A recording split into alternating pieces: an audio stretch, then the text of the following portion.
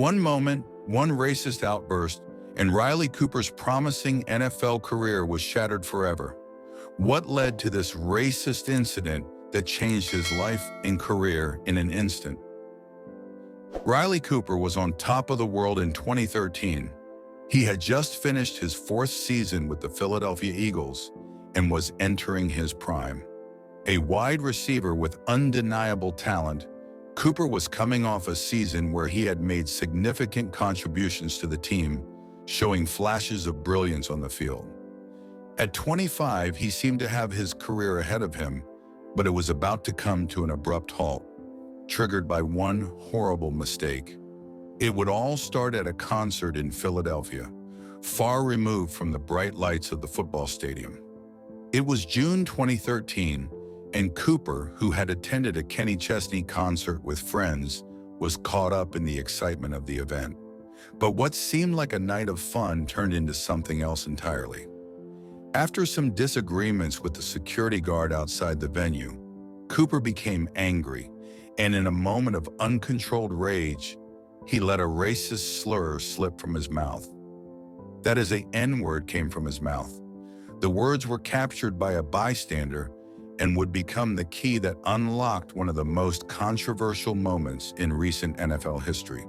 The video, in which Cooper can be heard shouting, "I will jump that fence and fight every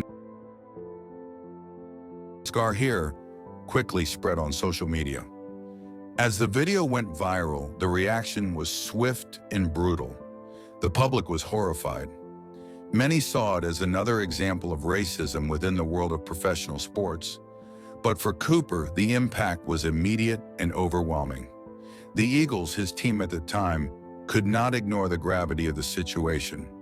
The first response from the Eagles was a fine. The team announced that they were imposing a penalty on Cooper for his actions, and he was publicly reprimanded for his behavior. But the damage, at least within the locker room and among the fans, had already been done. It wasn't just about a fine. It was about the fact that a professional athlete had, in such an open manner, expressed such a racist attitude. The question on everyone's mind was, could he ever be forgiven? Within hours of the video going public, Cooper's actions were the topic of discussion on news outlets across the country. His words had become the focus of intense scrutiny, and many were wondering how a person who had spent so much time in the public eye could make such a vile remark. The Philadelphia Eagles were forced to address the issue, and Cooper was called into a press conference. There, he delivered an apology that seemed heartfelt but fell short for many. Cooper expressed deep regret for what he had said and acknowledged that his words were hurtful to his teammates, his fans, and the African-American community. He promised that he would work to become a better person and to make amends for his actions. But the apology wasn't enough. It was one thing to say sorry. It was another thing to rebuild the trust that had been shattered. The Eagles had a team filled with players from diverse backgrounds, many of whom were understandably upset by Cooper's words. The racial slur was a stark reminder that even in a professional sports league that prides itself on teamwork and unity, deeply ingrained racism still had a presence. Cooper was an outsider in his own locker room. His teammates, particularly African-American players, found it difficult to forgive him. The divide between Cooper and many of his teammates was palpable.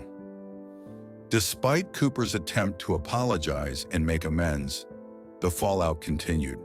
On the field, his performance seemed to matter less and less. What had once been his path to success had now become his greatest obstacle.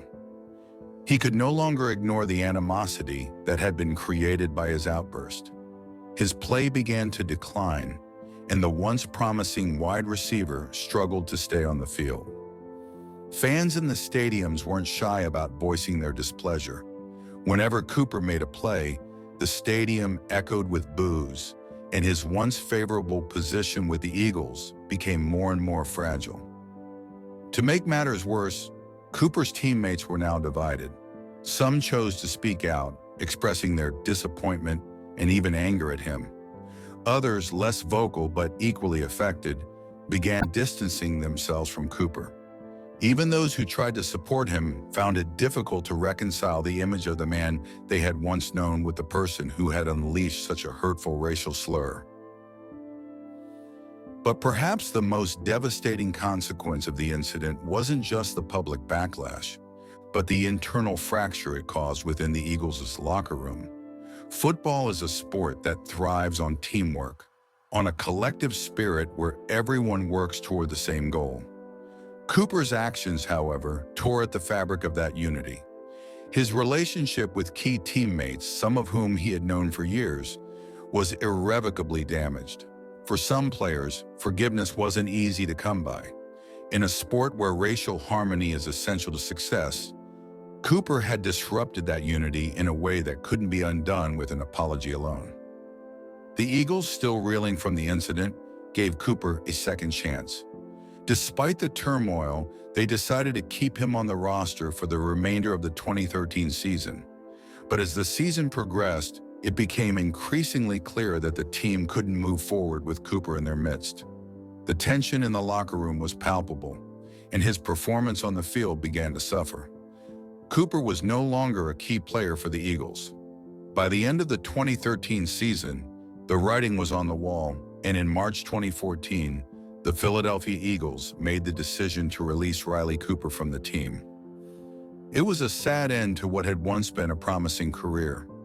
Cooper, who had been expected to become one of the team's standout wide receivers, was now a free agent without a place to play.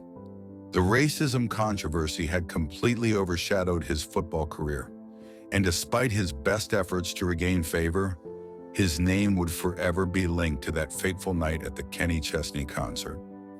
In the years that followed, Cooper would largely disappear from the public eye. His name would come up occasionally, especially when discussing the issue of racism in sports, but his career in the NFL was effectively over. His story had become a cautionary tale. Riley Cooper was no longer the promising wide receiver he had once been. Instead, he was a symbol of the consequences of a single moment of anger, a moment that destroyed a career and a reputation in an instant. And so, Riley Cooper's name would go down in history not for his football achievements, but for the racist outburst that ended his career. His story serves as a reminder that words matter, and the consequences of our actions can reach far beyond what we ever expect. For Riley Cooper, the price of that moment was his place in the NFL, and no matter how much time passed, he would never escape the stain of his own words.